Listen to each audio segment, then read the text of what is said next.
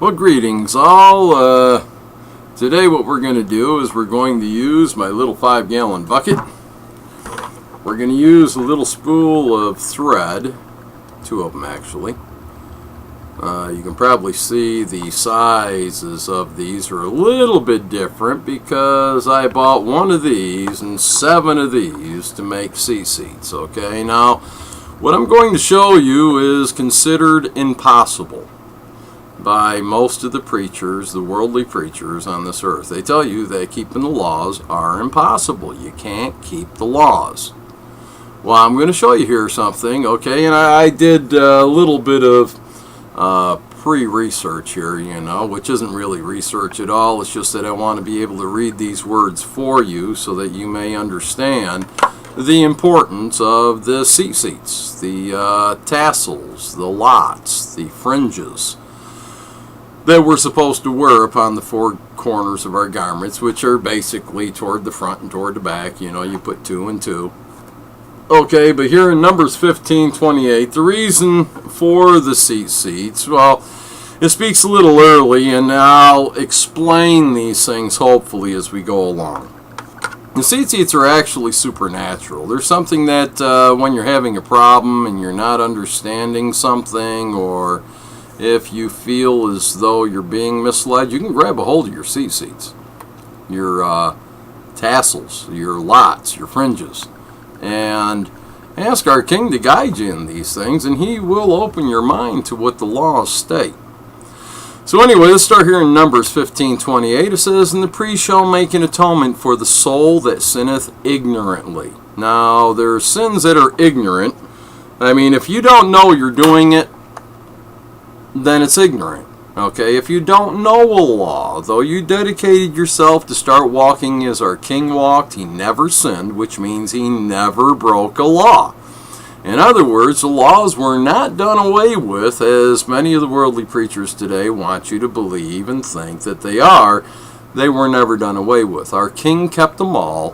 And in 1 Yachanan, or 1 John, chapter 2, verses 3 through 6, please take the spiritual test. It'll explain to you that you don't even know our King, most likely. Okay, now some of you may, but I'll tell you what, the first time you ever take this test, you will fail. Just like in the movie there, Neo, with the Matrix, he jumps off the building, and they're like, well, what if you don't make it? It's like, wait, man, they never make it the first time, and you don't.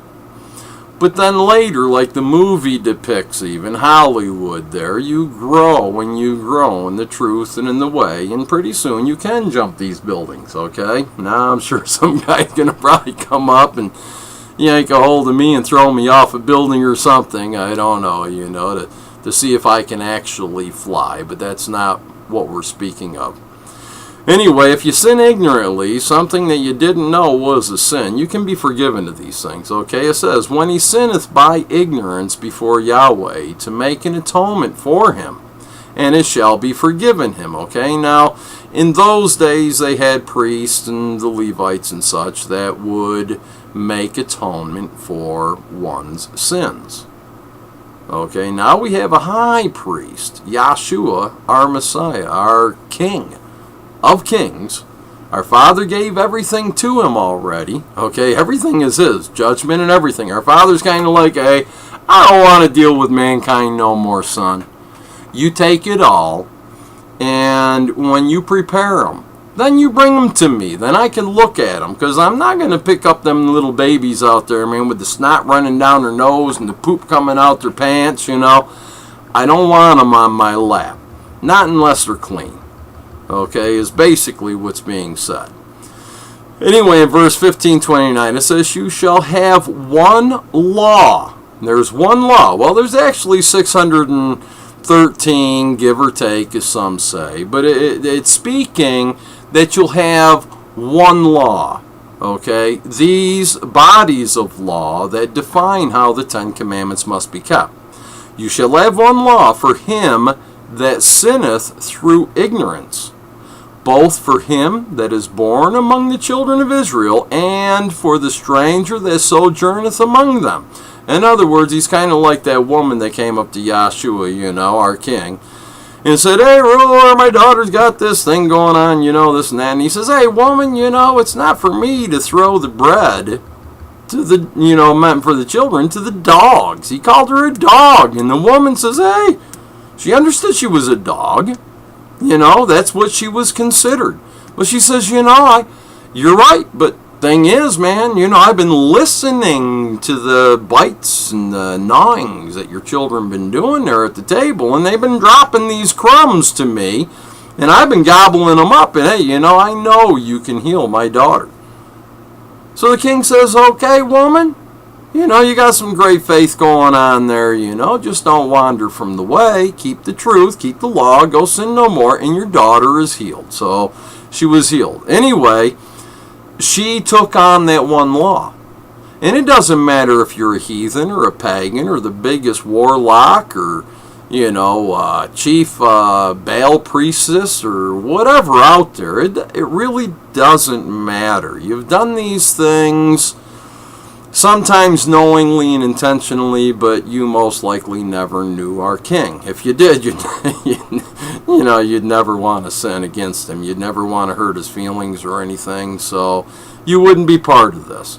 Anyway, you shall have one law for him that sinneth through ignorance, both for him that is born among the children of Israel, and for the stranger that sojourneth among them.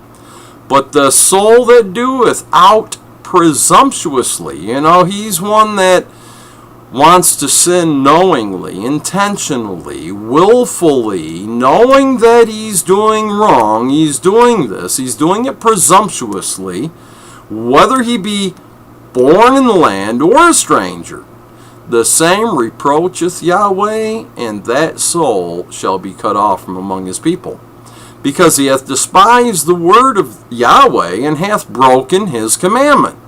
That soul shall be utterly cut off, his iniquity shall be upon him. Now see, this is the alleged Old Testament. This is the very same thing our king lived by. And he did it perfectly. He never sinned at all. And you got all these lying preachers out there telling you that you cannot keep the laws. They're impossible to keep. Well, I'm going to show you a law that you can keep. I'll do it right in front of you. I'll explain it. I'll show it to you.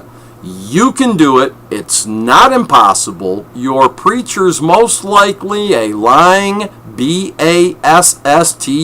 He's a lying bastard floating around in a river of sin, or a sea, or a lake, or an ocean of sin.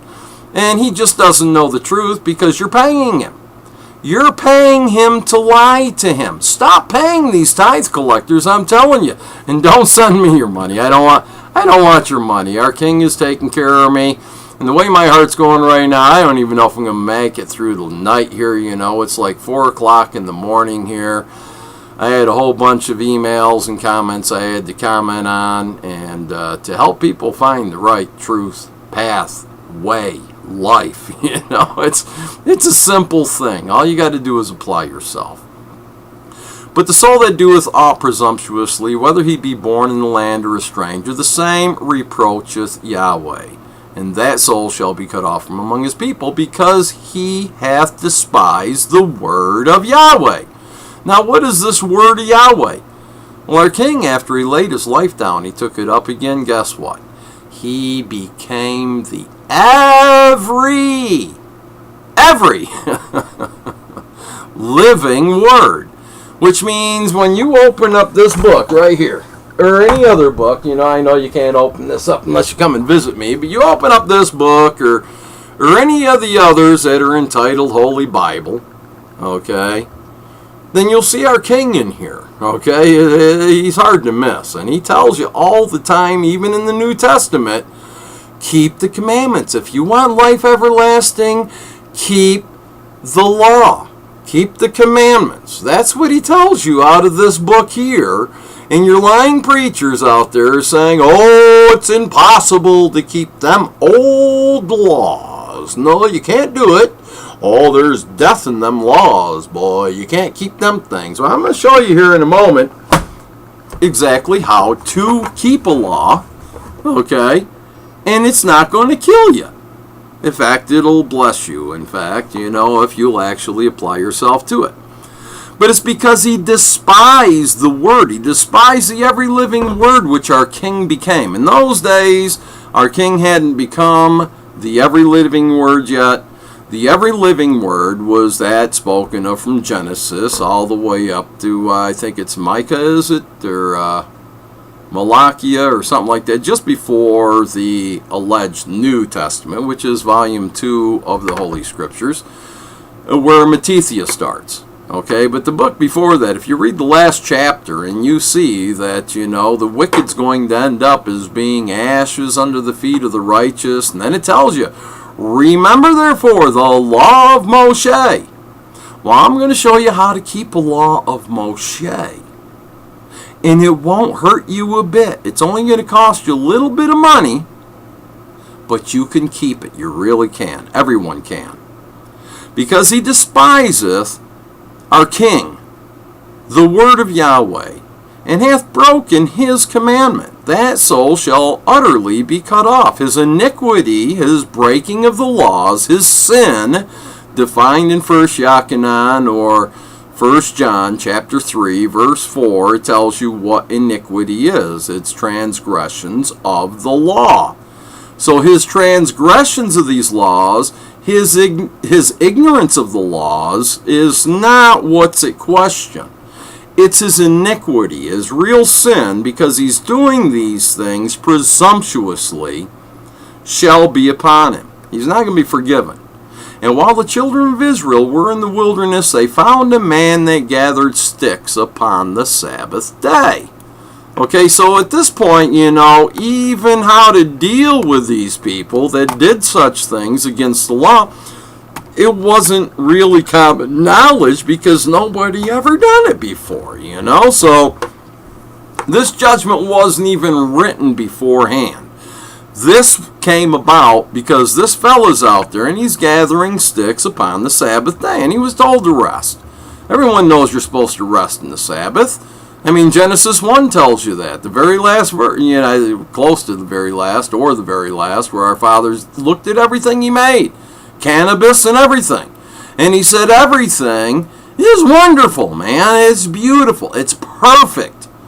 I made a great thing. And then look what we did to it, okay?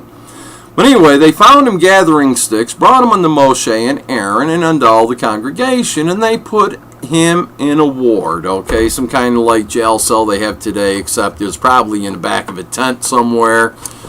And it says, because it was not declared what should be done unto him, because there wasn't any law known at that time, even though it says not to work on the Sabbath, you're to rest in the Sabbath. This guy's out there picking up sticks. They didn't know what to do. It's like, ain't nobody ever done this before, So then what they do, and, is Moshe brought it before our king, our father. And it says, and Yahweh said unto Moshe, the man shall be surely put to death. All the congregation shall stone him with stones without the camp, or outside the camp. And all the congregation brought him without the camp, and stoned him with stones, and he died as Yahweh commanded Moshe. Okay, now, you got to realize, man, this poor sucker, I never knew that picking up sticks was bad. Oh, please forgive me. I didn't know that working on the Sabbath was bad. Oh, I didn't. And he's crying out and didn't you even know Yahweh ain't got no judgment yet? That's why you got to go ask him what the hell to do. And now he wants to stone me. Oh, please don't stone. I mean, this guy's crying out like crazy because he's wanting to keep his life, He's out there enough to break the Sabbath, wanting to preserve his life with, firewood, to cook his meals in the Sabbath, which is against the commandments or whatever. And he's crying out. So anyway, they stone his butt, okay? He's dead. Says, and then Yahweh spoke unto Moses, saying, speak unto the children of Israel, and bid them that they make fringes, okay? Which is translated also as tassels and seats and lots, okay? But they make fringes, and this is the same thing that our king, when he was walking through Jerusalem one day, and this woman comes up, had an issue for many years, grabbed a hold of him, And he's like, "Oh, man, I felt the virtue leave me. Who was it?" The disciples are saying, "What the hell are you talking about, man? Look at there. There's 1,000 people here. How are we supposed to figure out who touched you?" And this woman come up and says, "Yeah, I did it, man.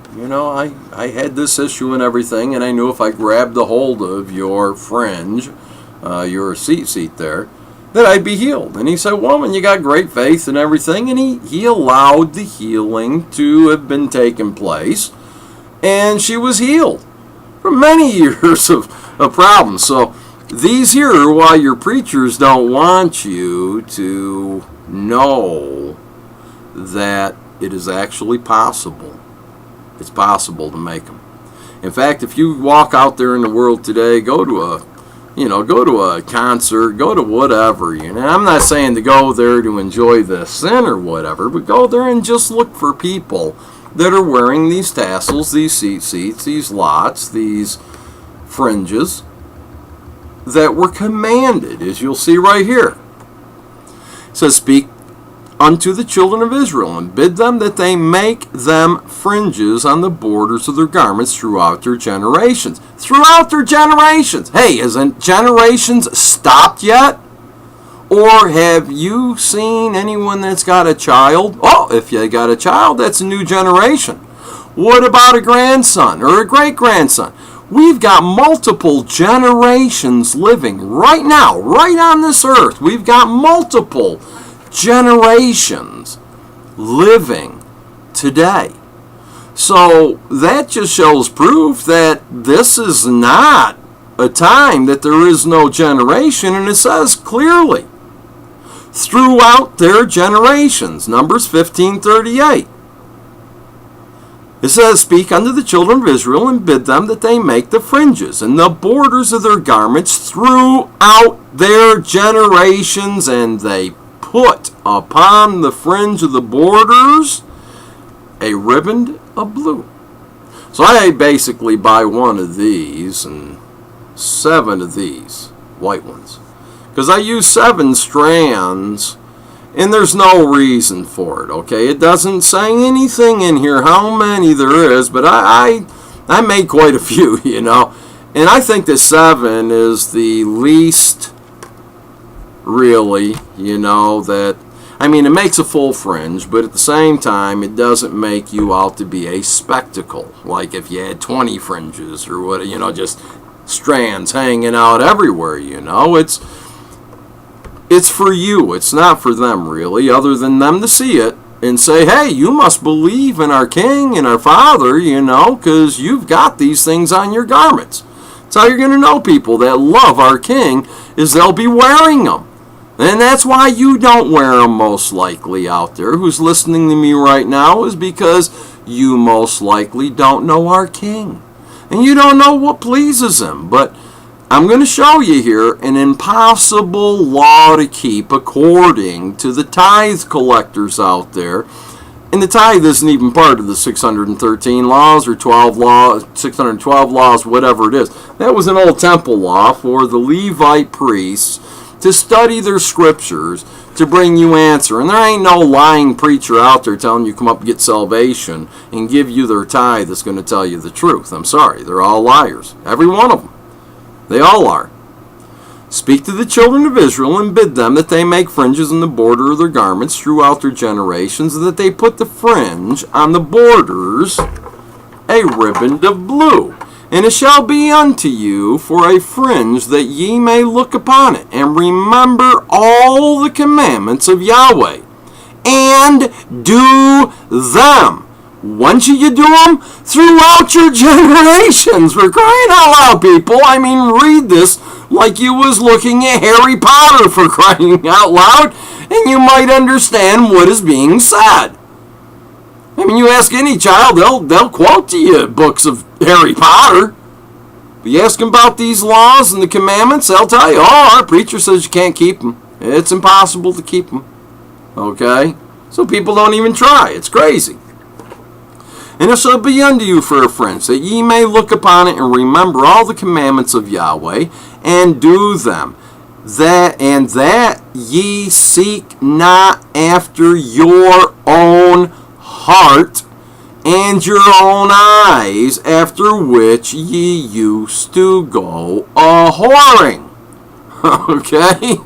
Now, like I was saying earlier, this here next scripture, next verse, is basically the same as you're going to see in Micaiah there, the very last book before the New Testament, as if our king had, tucked that thing under his arm when he went out. Oh, look, I got to heal the lepers today, and, King James Version said. It wasn't even written back then. All he had was Deuteronomy and Leviticus and Numbers and, Isaiah and Ezekiel and these books, Enoch, he had these books to read. But he had also gone off, there to Egypt to take a look at some of the greatest museums there was for books before they were destroyed now. And he gained a great knowledge because Holy Spirit he was born with guided him into these things. And it shall be unto you for a fringe that ye may look upon it and remember all the commandments of Yahweh and do them. And that ye seek not after your own heart and your own eyes, after which ye used to go a-whoring. That ye remember, and this is like it says, remember the law of Moshe, but here it says in different words, that ye may remember and do all my commandments, and be holy unto your father. I am Yahweh your father, which brought you out of the land of Egypt to be your father. I am Yahweh your father. So anyway, let me show you how to make these, if I can, real kind of quick here. All I do is I use this old 5-gallon bucket. I've got my little string dealy here, that I've got on my fly swatter, and I just simply go like this, okay? There's one. Oh, close to it. I just dropped my head string. Ain't that the awfulest thing you've ever seen in your life? Diane, you must love that one. Okay, but here we go. There's one.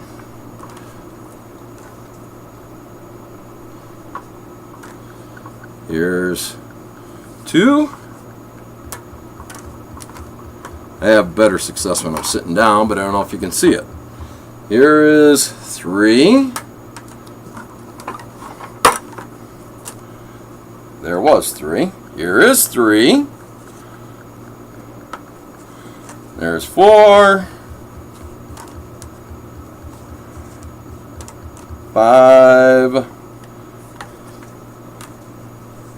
6. And there's 7. Oh, there she goes. Then all I do is kind of pull it up like that. I take my scissors and I cut all 7 right where that first string had began. If I can get under there, I'll do this very thing.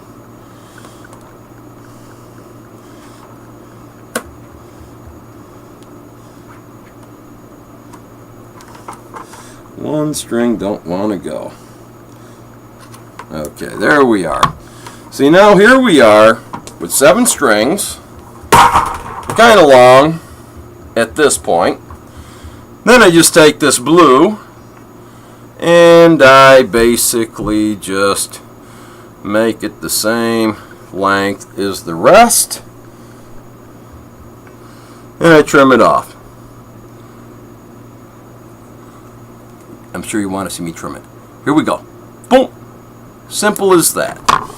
Now then, we have this.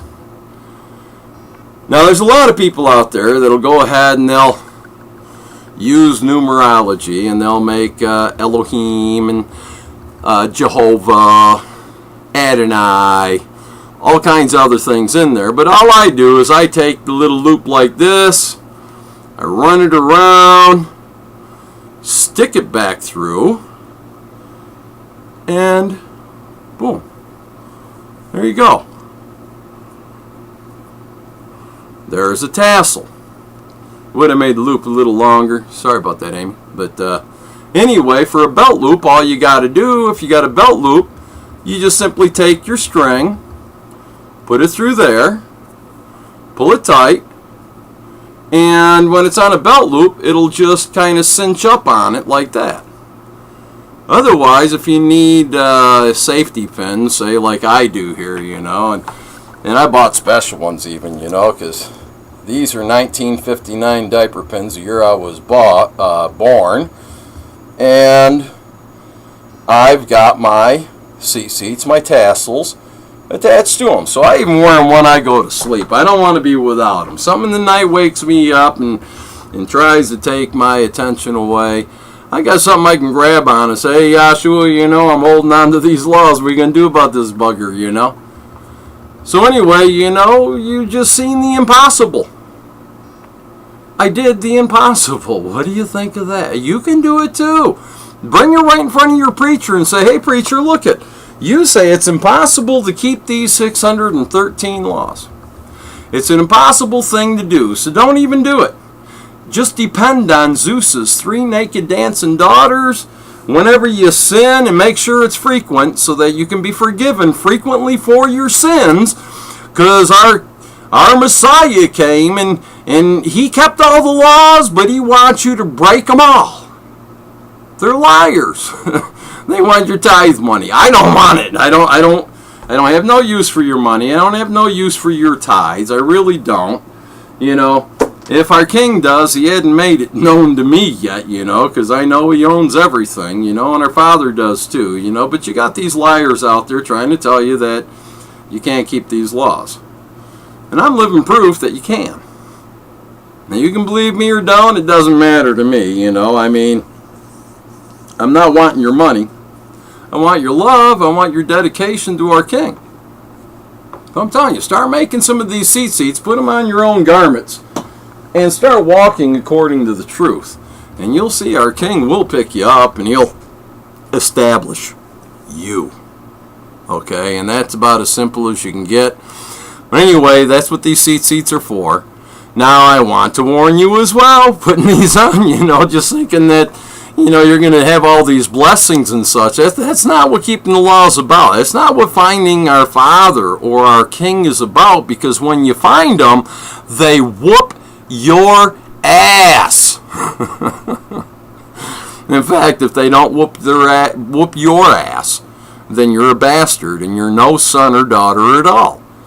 Okay, so the best way to find out if you're a son or daughter is start putting these on and see if your ass don't get whooped. Your ass gets whooped, you know you're loved. You know, I'm always concerned when things go by smooth, you know, it's like, oh man, what am I doing wrong? Ain't nobody punched me in the nose in a while, ain't nobody spit on me, you know, ain't nobody burned me out of my house or tried to kill me. What is it that I'm doing wrong, Yeshua? I got to be doing something wrong. People can't be loving me because they loved the prophets before that were false, and they just loved having their ears tickled, you know. So you put on these things, and you see the miracles that our King's going to provide for you. He's going to show you that he loves you if you do it because you love him. Now, if you're just wearing it like the 7 sons of Sceva was there in Acts, you know, the book of Acts, you know, where Paul's speaking of things, you know, and these 7 sons of Sceva, the high priest in those days, Sceva, okay, his sons, they was all wearing seats, and they was probably, you know, it don't matter how long they are. You can cut them off to here, you know. They're seats. They're tassels. They don't have to have any certain length, no certain number, except 1 ribbon of blue. Why? Because you was commanded to put a ribbon of blue in there. I don't know of any other reason. I'd sure like to know it if there is one. But we've studied for years trying to find out why there is this ribbon of blue. Who knows? Maybe it's because of the color of our blood or something before it hits oxygen. I don't know. I don't know what it is. It doesn't matter. It's commanded. Just do it. You know, put a ribbon of blue. And also make sure that your fibers are not mixed. These are cotton fibers, okay? 100% cotton. They're supposed to be. Whether it's true or not, I don't know. I have no way to check other than, you know, the little check that I did here where, you know, I started on fire and you can see it burns down. It's not melting as if it was nylon or polyester or something like that. And it certainly appears as though it is just pure cotton. So I have to go by that, and our king knows if I've been deceived. You know, he'll forgive me for that because I'm ignorant, okay? But ain't no way I'm going to knowingly, willfully, or intentionally take me a nylon and polyester cord or a woolen linen or a cotton and nylon or anything of that sort. And I'm not even going to take the difference from between these white threads and the blue thread. They're all going to be the same type of material. That's what I do, okay, because the law commands me to do these things. It says not to have these mixed fibers. So when you wear these and any kind of problem comes, you get your hair standing up on end, you know, and on your body everywhere, it just, you know, puffs out. Well, you know, it usually does depict that there is some sort of evil spirit out there that is in your vicinity, okay? Grab a hold of them and say, Yeshua, you know, I'm holding on to your laws, you know, get rid of this critter for me if you would, you know, I'm depending on you, I'm one of those on this planet. I mean, that's how you can be seen from heaven. When you're wearing these, the demons see when you're wearing these if you're sincere, not like those sons of Sceva. They went up as exorcists, wearing these seats, and they was trying to cast out a devil or devils out of a fellow, and the fellow looks at him and says, hey, Paul I know, and Yeshua I know, but who in the hell are you? And then that wicked spirit jumped on him. He was in the man, of course, that they were trying to exorcise, and the man jumped on all 7 of these sons to let you know a little bit of the power that they have, so you don't wonder how I got hit in the head with a 2x4 that wasn't even seen. Okay? They have this power. They jumped on those 7 sons of Sceva and beat the hell out of them and left them naked. In other words, they didn't even have their seats on anymore. They was pulled right off them, and they was whooped half senseless, left bloody and running, without any of these, because it didn't matter for them anyway. They weren't wearing them for the right purpose. They was wearing them for show. They didn't care about the laws or the commandments, but they wanted to do these great feats that, you know, men would look upon them and smile, and who knows, maybe even make them a high priest after their daddy died. I mean, the motives of men is hard to, you know, to really want to judge about. Know that they're greedy. Okay, that's one thing for certain. And these will help you from being so. If you're in a store, you're wanting to shoplift, grab a hold of these seats, you know. Make them yourself, if you can. I'd be glad to make them for you, you know, but wear them in confidence. But you should only wear them if you really want to keep the laws and the commandments. And Amy, these ones are for you, girl. Sorry about the little loop there, you know. Maybe I'll make another with a bigger loop, and I'll just keep this aside because I was doing it in front of the camera, and normally I mess up in front of the camera. So, but with this, you know, I'll be sending these to you soon, my dear. It's been a pleasure, you know, helping you along with this. Please, anyone that's listening, if I can help you in any way, questions, whatever, please ask. You know, if I got to bring a video on it because it's too long a comment to type out, I'll be glad to do it. If it's a question important enough that I think everybody's going to think is needed, I will do my best to bring a video. And I just pray that you'll pray for all of us. Those that are seeking the truth, those that know the truth and are trying to hand it out as quickly as we can to everyone so we can get more of it. The more we give away, the more we get. Okay? So I don't know how many seats I'll get out of these when I give them away. You know, so maybe I'm selfish in doing it. I hope not. You know, but put your trust in our King. This is just a tool. This does away with crucifixes and pictures of Jesus on your refrigerator. Okay? Those effeminate things, you know, our King was actually not too comely. He wasn't all that pretty of a fellow. He's not like what your Hollywood stars was. He probably had arms, bigger than Schwarzenegger there, because he was out there sawing everything, sanding. You start doing that stuff with your own self now, you find out you'll get built up pretty big. And he was a carpenter, the son of a carpenter. So think about these things. Now also, what a lot of people don't know is Yahshua's daddy, our king's daddy, was also a priest. Okay? But that is all beside the point. And that's, of course, according to other people's writings. Now, as far as I believe, and I'm sure you probably heard that, but as far as what I believe, I don't think that he was of the Levite priesthood, because he has to be after the order of Melchizedek. He's our king. He's not a Levite. In fact, there were some questions. Well, is anything righteous come out of Galilee or whatever? It's like, okay, well, our king did, and he wore these. And he said you are to walk exactly as he walked. Read it. 1 Yachanan, or 1 John, chapter 2, 3 through 6. Read it. And remember, our king wore these. And if you're to walk just as he walked, then why shouldn't you? Even if you don't know what the ribbon of blue is for. Nobody that I know of does. It's just something our Father put in there for your protection. Just like that fellow that came up, he had, what do they call it? The disease, leprosy. And he went to a prophet, and the prophet says, well, go on down there in the Jordan, man, dunk yourself 7 times. He's like, oh, come on, man, really? That scummy-ass creek, man, you got to be kidding me. Don't we have better rivers back there where we live in? Clear creeks and everything? And he was going to leave, but the fellow's servant said, hey, why don't you just give it a shot? And, well, he jumped in the lake, 7 times. I've been told to jump in a lake more than once, but this guy did it 7 times, and he come out, and he was pure. He was completely clean of his leprosy, simply because he obeyed. Wouldn't you like to find out if it might help you if you obey and do the impossible?